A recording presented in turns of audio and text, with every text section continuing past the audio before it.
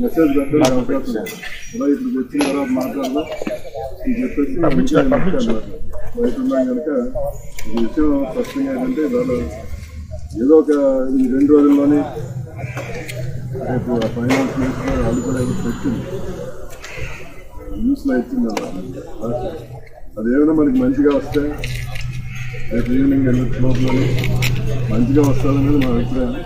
ఎందుకంటే ఉత్తరాంధ్ర ఎమ్మెల్యే అందరూ కూడా మీటింగ్ పెట్టి వచ్చే నిర్ణయం డబ్బులు ఇచ్చి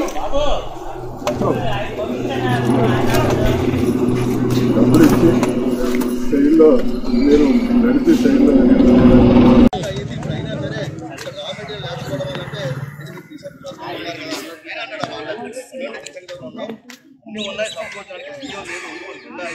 అది పరిస్థితి. ఆ రా మెటీరియల్ ఉంటే మేము చేయగలం. ఆ రా మెటీరియల్ అనే విషయాలు చెప్పిన తర్వాత ఆయన వల్ల సుమారు 5 స్టార్ట్ చేస్తే 7:15 వరకు ఆల్మోస్ట్ 7:10 అంతవరకు కూడా ఆయన మాట్లాడే ప్రయత్నించుకున్న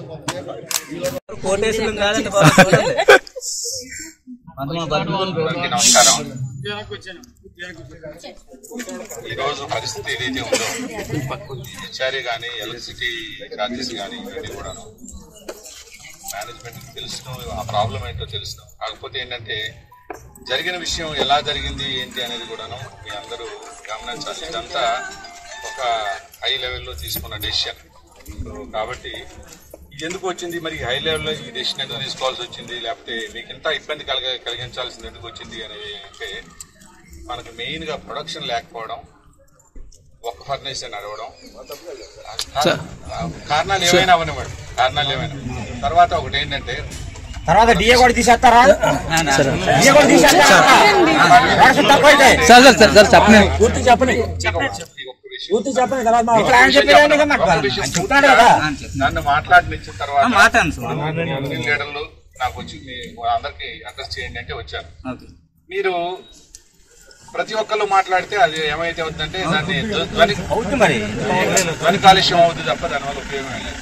నేను ఏదైనా చెప్పదలుచుకున్నది ఏంటంటే ప్రతి మీటింగ్ లో నేను ఉంటున్నాను కనుక మేనేజ్మెంట్ ఏమేమి చేస్తుందని చూస్తున్నాను కాబట్టి సో నేను కొన్ని విషయాలు మీకు చెప్పగలను. దాన్ని మీరు అది సహృదయంతో ఆలోచించుకొని కొంచెం సమయం పాటించాలి. నన్ను మాట్లాడివ్వండి. నేను మాట్లాడిన తర్వాత మీరు 100 క్వశ్చన్స్ అడగండి. నాకు తెలిస్తే సమాధానం చెప్తాను, తెలియకపోతే తెలియదని చెప్తాను. సో విషయం ఏంటంటే మనకు ఈరోజు ఫైనాన్షియల్ క్రైసిస్ ఎంత ఉంది అనేది, రా మెటీరియల్ కి డబ్బులు లేవు, నంబర్ 1. ప్రొడక్షన్ రావట్లేదు, కోల్ లేదు, తర్వాత ఒక ఫర్నేస్ నడుస్తుంది, 2 ఫర్నేస్లు నడిపించడానికి మనకు కావాల్సిన మెటీరియల్ లేదు, మెటీరియల్ కొనడానికి డబ్బులు లేవు. అక్కడ నుంచి మినిస్ట్రీ నుంచి ప్రొడక్షన్ ఇంప్రూవ్ చేయండి అని చెప్తున్నారు. ప్రొడక్షన్ ఇంప్రూవ్ చేయాలంటే మనకి క్యాష్ క్రైసిస్ ఉంది. క్యాష్ క్రైసిస్ ఉన్న సిచ్యువేషన్ లో మనం ఏ రకంగా వచ్చిన మనీని కూడాను రా మెటీరియల్ వైపు డైవర్ట్ చేస్తే తప్ప మనం ఈ సిచ్యువేషన్ ని అధిగమించలేము. మరి ఒకనాడు ఈ ప్లాంట్ 5 మిలియన్ టన్నులు ప్రొడ్యూస్ చేసింది. మరి ఈ రోజు కనీసం 14,000 టన్నులు పర్ డే తీయాల్సింది ఇవాళ 4,000 టన్నులు 5,000 టన్నులు తీస్తున్నాం. ఇది మీకు అందరికీ తెలిసిన విషయమే. సో కాబట్టి నేను అనేది ఏంటంటే ఇప్పుడు ఇది తాత్కాలికమైన సిచ్యువేషన్. ఈ పరిస్థితి మనకి ఎప్పుడు ఇలాగే ఉంటుందని మనం చెప్పలేము. ఇంప్రూవ్ అవుద్ది, కానీ ఆ ఇంప్రూవ్ అయ్యేంత వరకు మనం కొంత సమయం పాటించాలి. అయితే మీకు మీ హెచ్ఆర్ఏ ఎందుకు కట్ చేశారు, ఎలక్ట్రిసిటీ ఎందుకు కట్ చేశారు అనేది ఇది ఎప్పటి నుంచో నలుగుతున్న విషయమే. మీ యూనియన్ లీడర్లు కూడా డిస్కస్ చేస్తున్నారు. అయితే మొన్న మీరు ధర్నా చేసిన తర్వాత అందరు యూనియన్ లీడర్లను పిలిచారు. సీఎండీ గారు అయితేమి, డైరెక్టర్లు అయితేమి దాదాపు 2 గంటలు మీ యూనియన్ లీడర్లు ఎన్ని రకాలుగా నచ్చ చెప్పాలో అన్ని రకాలుగా నచ్చ చెప్పారు. సార్ ఇది పండగ మా నెల, ఇది కనీసం డిఫర్ చేయండి అని. ఆ డిఫర్ చేయడానికి మనం ఒకసారి ఒక డెసిషన్ తీసుకొని అది ఇంప్లిమెంట్ చేసిన తర్వాత డిఫర్ చేయాలి అని అంటే ప్రతి ఒక్కరికి కొన్ని లిమిటేషన్స్ ఉంటాయి. మనం ఆ లిమిటేషన్స్ దాటి మనం చేయాలి అని అంటే ఎవరి పరిధి వాళ్ళకు ఉంటుంది. పెద్ద లెవెల్లో డెసిషన్ సరే మళ్ళీ రివర్ట్ చేయాలన్నా కానీ ఎలక్ట్రిసిటీ రివర్ట్ చేయాలన్నా కానీ పెద్ద లెవెల్ డెసిషన్. కాబట్టి మీ యూనియన్ రిప్రజెంటేటివ్స్ అందరూ కూడాను దీన్ని హై లెవెల్ కి తీసుకెళ్తున్నారు, అందరితో డిస్కస్ చేస్తున్నారు. ఈ లోపల యూనియన్స్ అందరూ అఫ్ కోర్స్ ఇప్పుడు జీతంలో ఇంత అమౌంట్ కట్ అయిందంటే ఎవరికైనా బాధగానే ఉంటుంది. కానీ మనం దాన్ని కొంత వాళ్ళకి అవకాశం ఇవ్వకుండా యూనియన్ లీడర్లకి వాళ్ళు దాన్ని ప్రయత్నించకుండా మనం ఎంత అజిటేషన్ చేసినా మనకు మనమే నష్టపరుచుకున్న వాళ్ళం అవుతుంది తప్ప దీనివల్ల రిజల్ట్ అనేది రాదు. సో కాబట్టి ఈరోజు జీతాలు మీకు ఒకసారి ఇవ్వట్లేదు, 2 సార్లు ఇస్తున్నారు. ఎందుకు ఇస్తున్నావు 2 సార్లు? క్యాష్ నిజంగా ఉంటే 2 సార్లు ఇవ్వాల్సిన అవసరం ఏముంది? ఒకసారి ఇవ్వచ్చు కదా. తర్వాత మీకు జీతాలు అయితే ఇస్తున్నాం కానీ పిఎఫ్ టైం టు టైం కట్టదు. మీకు థ్రిఫ్ట్ అమౌంట్ దగ్గర 70 కోట్లు ఈ రోజుకి బాకీ ఉంది. కంపెనీ థ్రిఫ్ట్ అమౌంట్లు ఇవ్వలేదు. కాకపోతే ఏం చేస్తుంది కంపెనీ, ఏం చేస్తుందంటే ఈ రోజు మీ బ్యాంకులో వెళ్లాల్సిన డబ్బులు ఉన్నాయా లేవా చూసుకొని అవి మీకు బ్యాంకుకి ట్రాన్స్ఫర్ చేస్తుంది. మిగతా డబ్బులు తర్వాత అడ్జస్ట్ చేసుకుందాంలే అని. నిజంగా మనకు అంత క్యాష్ క్రైసిసే లేకపోతే ఇంత చేయాల్సిన అవసరం ఏంటి? దగ్గర 500 కోట్లు పిఎఫ్ బకాయిలు ఉన్నాయి, 70 కోట్లు థ్రిఫ్ట్ బకాయిలు ఉన్నాయి. సో ఇంకా మనం ఈ ఎంప్లాయీస్ తాలూకా రిటైర్ అయిన వాళ్ళ తాలూకా అమౌంట్స్ అయితే చాలా డబ్బులు బకాయిలు ఉన్నాయి. ఇవన్నీ మనకు డబ్బులే ఉంటే ఇవన్నీ బకాయిలు పెట్టాల్సిన అవసరం లేదు కదా. మొన్న ఒక మిత్రుడు ప్రశ్నించాడు, జిందాల్ నుంచి 500 కోట్లు వచ్చి ఏం చేశారు? ఇది public limited company, government company. ₹1 కంపెనీలోకి వచ్చింది అంటే రూపాయి ఏ విధంగా పొల్లింది అన్నది ప్రతిదీ కూడా రికార్డు ఉంటుంది. ఇందులో ఎవరు ఇష్టానుసారం ఖర్చు పెట్టుకోవడానికి ఉండదు. కాకపోతే ఏంటంటే మనం ఆర్గ్యుమెంట్ కోసం మాట్లాడడానికి కోసం 500 కోట్లు ఏం చేశారు, 500 కోట్లు ఏం చేశారు. అరే ఇన్ని నష్టాలు ఉన్నప్పుడు, ఇన్ని అప్పులు ఉన్నప్పుడు, ఇన్ని ఇంట్రెస్ట్లు ఉన్నప్పుడు మీకు ఇప్పుడు 1000 కోట్లు ఇవ్వండి, 1000 కోట్లు 10 నిమిషాల్లో ఆవిరైపోతుంది. ఎందుకని? అంత లోటు బడ్జెట్ ఉంది.